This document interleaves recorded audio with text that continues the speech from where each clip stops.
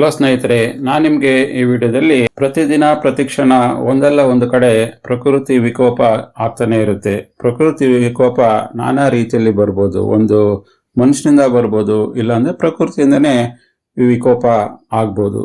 ಈ ವಿಡಿಯೋದಲ್ಲಿ ನಿಮಗೆ 3 ರೀತಿಯಲ್ಲಿ ಪ್ರಕೃತಿ ವಿಕೋಪವಾದಾಗ ನಾವು ಯಾವ ರೀತಿಯಲ್ಲಿ ಅದರಿಂದ ನಾವು ನಮ್ಮ ಜೀವನವನ್ನ ಉಳಿಸ್ಕೋಬಹುದು.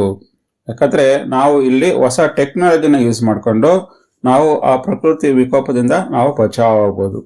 ಈ ವಿಡಿಯೋದಲ್ಲಿ ಭೂಕಂಪ ಆದಾಗ ನಾವು ಯಾವ ರೀತಿಯಲ್ಲಿ ಎಚ್ಚರಿಕೆ ವಹಿಸಬೇಕು, ಭೂಕಂಪ ಆದಾಗ ನಾವು ಈ ಅರ್ಥಕ್ವೇಕ್ ಅಲಾರಾಮ್ನ ಅಳವಡಿಸ್ಕೊಂಡಾಗ ಏನಾಗುತ್ತೆ ಅಂದ್ರೆ, ಅರ್ಥಕ್ವೇಕ್ ಆಗೋಕ್ ಬದಲು ನಮಗೆ ಅಲಾರಾಮ್ ಬಾರಿಸಿ ನಮಗೆ ಅಲರ್ಟ್ ಮಾಡುತ್ತೆ.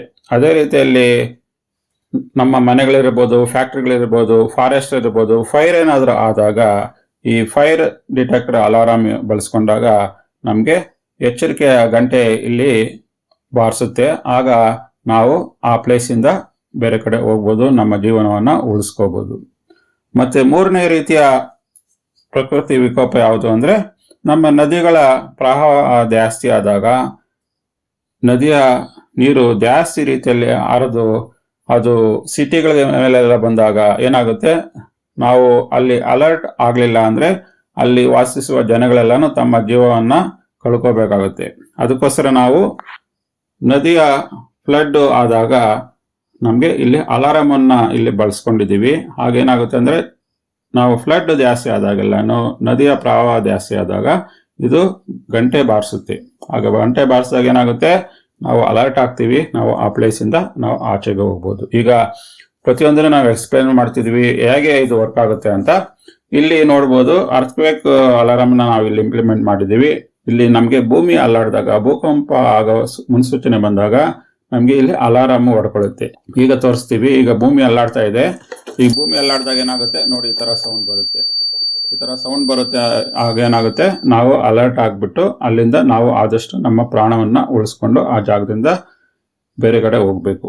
2ನೇ ಮಾಡಲ್ ಅಲ್ಲಿ ಏನ್ ತೋರಿಸ್ತಾ ಇದೀವಿ ಅಂದ್ರೆ, ಬೆಂಕಿ ಅನಾಹುತ ಆಗೋಕ್ ಮೊದಲು ಇದು ನಮ್ಗೆ ಸೈರನ್ ಕೊಡುತ್ತೆ. ಇಲ್ಲಿ ನಾವು ಇಲ್ಲಿ ಬೆಂಕಿನ ಇಲ್ಲಿ ಹತ್ರಕ್ಕೆ ತರೋದಕ್ಕೆ ಪ್ರಯತ್ನ ಮಾಡ್ತೀವಿ. ಆಗ ಇಲ್ಲಿ ನಮ್ಗೆ ಸೌಂಡ್ ಬರಿಸುತ್ತೆ. ಈಗ ಇಲ್ಲಿ ನೋಡಬಹುದು, ನಾವು ಕ್ಯಾಂಡಲ್ ಇಟ್ಬಿಟ್ಟು ಇಲ್ಲಿ ನಿಮ್ಗೆ ತೋರಿಸ್ತಾ ಇದೀವಿ. ಇಲ್ಲಿ ಬೆಂಕಿ ಅದ್ರ ಹತ್ರ ತಗೊಂಡು ಹೋದಾಗೆಲ್ಲಾನು ಆಗೇನಾಗುತ್ತೆ, ಫೈರ್ ಅಲಾರಾಮ್ ಬಡ್ಕೊಳ್ಳುತ್ತೆ. ಅಂದ್ರೆ ಇಲ್ಲಿ ಫೈರ್ ಆಗ್ತಾ ಇದೆ, ಇಲ್ಲಿಂದ ನೀವು ದೂರ ಹೋಗಿ ಅಂತ ಒಂದು ಮಾಹಿತಿನ ಈ ಅಲಾರಾಮ್ ಕೊಡ್ತಾ ಇದೆ. ಇದರಿಂದ ನಾವೇನ್ ಮಾಡ್ಬೋದು, ನಮ್ಮ ಜೀವನವನ್ನ ಉಳಿಸ್ಕೊಂಡು ಆ ಜಾಗದಿಂದ ನಾವು ಖಾಲಿ ಮಾಡಬಹುದು.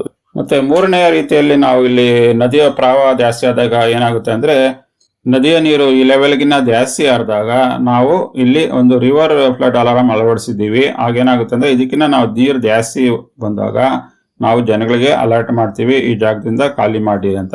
ಈಗ ನಿಮ್ಗೆ ಅದನ್ನ ಇಂಪ್ಲಿಮೆಂಟ್ ಮಾಡೋದಕ್ಕೆ ಇಲ್ಲಿ ನಿಮ್ಗೆ ನೀರು ಹಾಕಿ ತೋರಿಸ್ತೀವಿ ನೋಡಿ. ಈ ಲೆವೆಲ್ ಈ ನೀರು ಅದಕ್ಕಿಂತ ಜಾಸ್ತಿ ಹೋದಾಗ ಈ ಅಲಾರಾಮ್ ಬಡ್ಕೊಳ್ಳುತ್ತೆ. ಈಗ ನೋಡ್ಬೋದು, ಈ ಲೆವೆಲ್ಗಿಂತ ಜಾಸ್ತಿ ಆದಾಗ ನೀರು ಇಲ್ಲಿ ನಮ್ಗೆ ಇದು ಫ್ಲಡ್ ಅಲಾರಾಮ್ ಬಡ್ಕೋತಾ ಇದೆ. ಆಗೇನಾಗುತ್ತೆ, ಈ ಇಲ್ಲಿರೋ ಜನಗಳಿಗೆ ಏನಾಗುತ್ತೆ ಅಂದ್ರೆ, ಬೇಗ ಈ ಜಾಗ ಖಾಲಿ ಮಾಡಿ ಅಂತ ಒಂದು ಮುನ್ಸೂಚನೆ ಅವ್ರಿಗೆ ಹೋಗುತ್ತೆ. ಅದರಿಂದ ಅವರು ತಮ್ಮ ಜೀವವನ್ನ ಉಳಿಸ್ಕೋತಾರೆ. ನಿಮಗೆ ಈಗ ಕ್ಲಾರಿಟಿ ಸಿಕ್ಕಿರ್ಬೋದು, ಈ 3 ವರ್ಕಿಂಗ್ ಮಾಡೆಲ್ಗಳನ್ನ ಯಾವ ರೀತಿ ಎಕ್ಸ್ಪ್ಲೈನ್ ಮಾಡಬೇಕು, ಯಾವ ರೀತಿ ಎಕ್ಸ್ಪ್ಲೈನ್ ಮಾಡಿದ್ರೆ ನಿಮಗೆ ಒಳ್ಳೆಯ ಅಂಕಗಳು ಸಿಗುತ್ತೆ ಅನ್ನೋ ಕಂಪ್ಲೀಟ್ ಮಾಹಿತಿನ ಈ ವಿಡಿಯೋ ನಿಮ್ಗೆ ತಿಳಿಸ್ಕೊಟ್ಟಿದ್ದೀನಿ.